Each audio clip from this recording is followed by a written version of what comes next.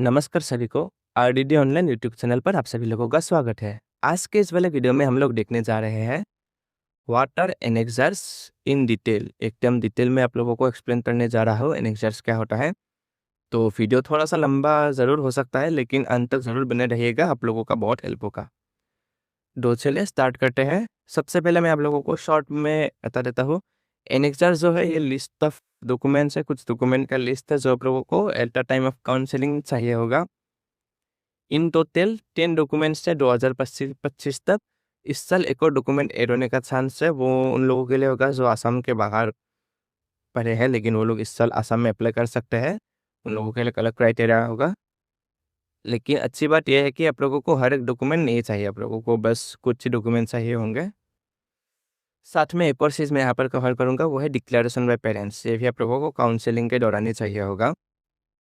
और ये जो डिक्लेरेशन बाय पेरेंट्स है, यहाँ पर आप लोगों को गेजेटेड ऑफिसर का वो चाहिए होगा, गेजेटेड ऑफिसर का सिग्नेचर चाहिए होगा। तो बहुत सारे कैंडिडेट्स का एक डाउट रहता है कि गेजेटेड ऑफिसर आखिर कौन है। तो ये रहा एक list of some common gazetted officers.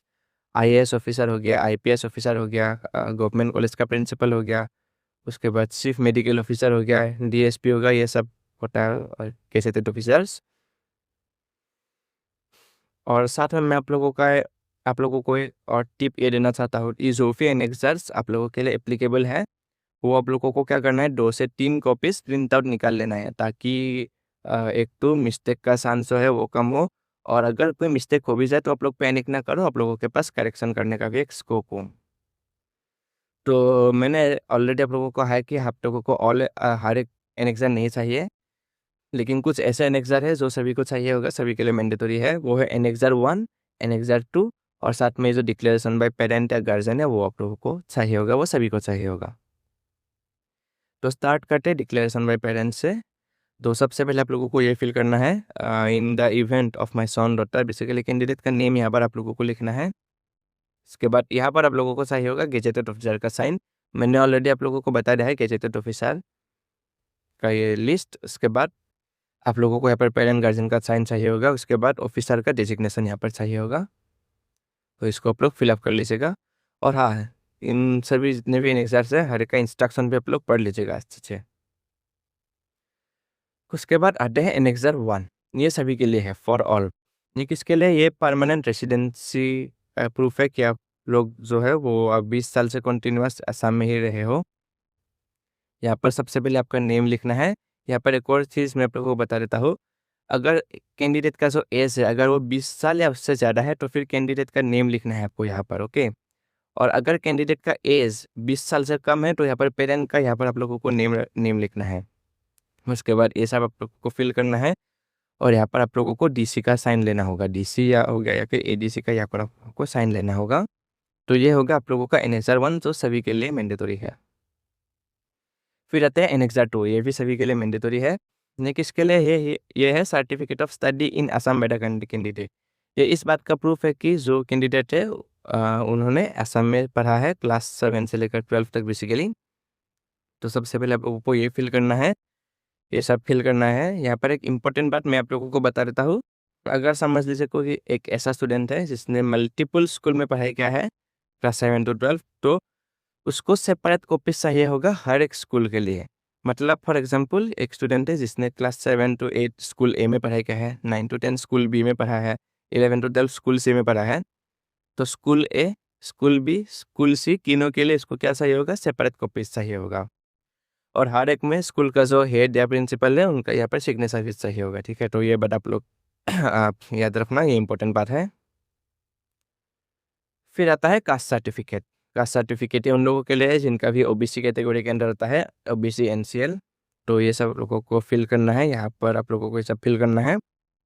आप लोगों का सब कास्ट क्या है, कम्युनिटी क्या है, ये सब आप लोगों को डालना है।